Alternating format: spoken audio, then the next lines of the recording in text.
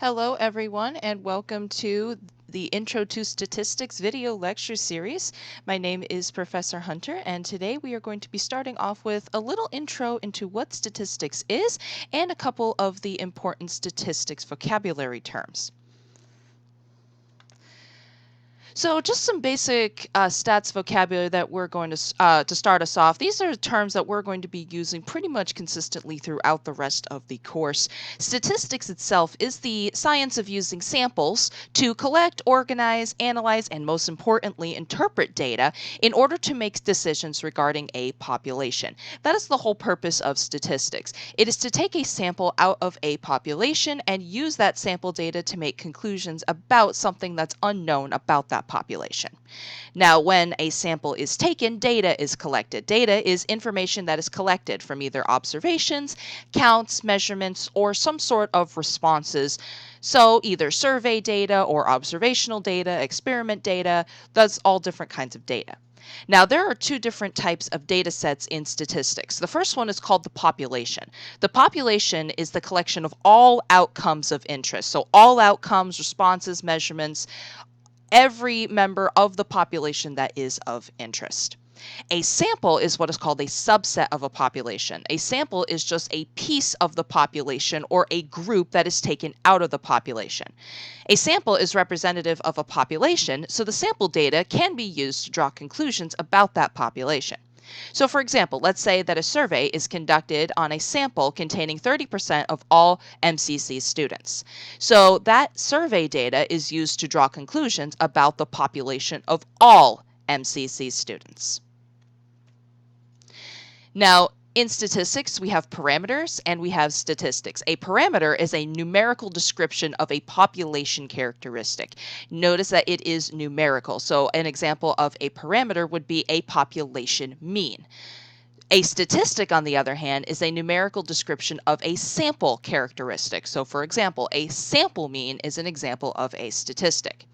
So what we're going to do for each of these three examples is we're going to determine whether or not these describe a parameter or a statistic. Does this numerical description apply to the population or to the sample?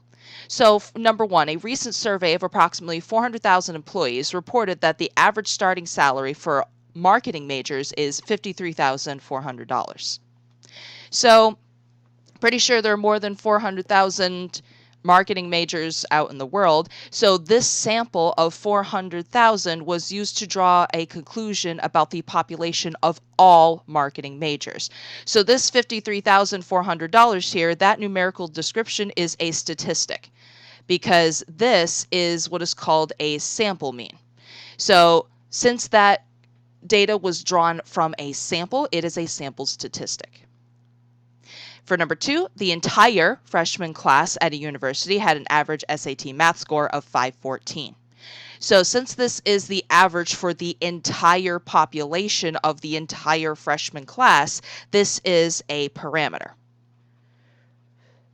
This is what is called a population mean, and it is a numerical description that applies to the population. For number three, in a random check of 400 retail stores, the FDA found that 34% of the stores are not storing fish at the proper temperature. So this is a sample of 400. So this 34% came from the sample of 400. So because this is a numerical description of a sample, this is a sample statistic.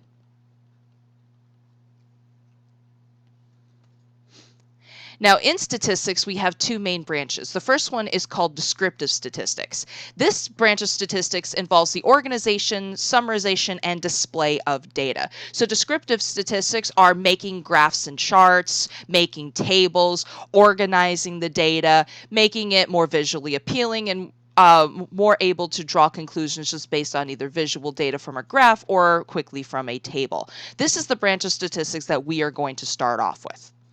The other branch of statistics is called inferential statistics, and this branch involves using a sample to draw conclusions about a population. So this is the branch of statistics that we're going to focus more on the second half of the course, using samples to draw conclusions about population. And the basic tool of inferential statistics is probability. So we are going to spend some time going over some topics of probability before we really get into inferential statistics. Now, in statistics, there are two types of data. We have qualitative data and quantitative data. Qualitative data consists of attributes, labels, names, or other non-numerical entries. So qualitative data would be any data that is non-numerical, such as names or color, things of that nature. Whereas quantitative data consists of numerical measurements or counts. So qualitative data are qualities that are non-numerical. Quantitative data are quantities that are numerical. So quantitative data would be things like age, height, anything that is a number. So for example, in this table here, we have model, and then we have the model of a car and the suggested retail price in the other column. This column here under model is an example of qualitative data, because these are qualities, these are non-numeric. A sedan, a hybrid, a crossover, those are non-numeric attributes, so this is qualitative data. This column over here, the suggested retail price, all of these prices are numbers. So since this is all numeric data, all of these suggested retail prices are quantitative data.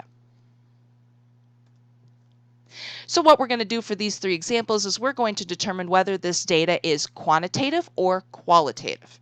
So the top 5 teams for the college football poll released in January are number 1, Florida, 2, Ohio State, 3, LSU, 4, USC, and 5, Boise State. So even though they seem to be ranked, ranking does not really count as quantitative data. It's just a ranking of, Florida's number 1, Ohio State's number 2. This doesn't really count as quantitative data. The data here is the names Florida, Ohio State, LSU, etc. So since these names are non-numeric attributes, this is qualitative data.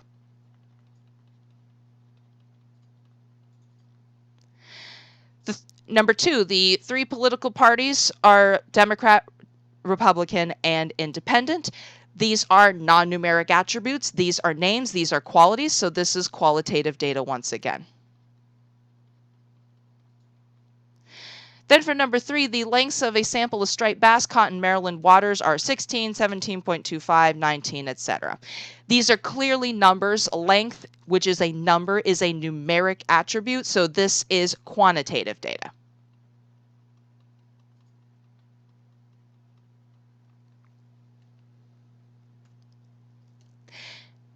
Now, in statistics, the size of a sample is actually going to be extremely important for a number of different reasons that we're going to get into later in this course. Now, we also have populations, which, depending on the population you're looking at, might have different sizes. So we have this concept of sample size and population size. Sample size is the number of members that are in a sample, whereas population size is the number of members of a population. Now, since samples are always taken from populations, the sample size is always a subset of the population size, which means that sample size is always smaller than population size because the sample is only a piece of the population. It is a collection that is taken from a larger population. So sample size is always a subset and smaller than the population size.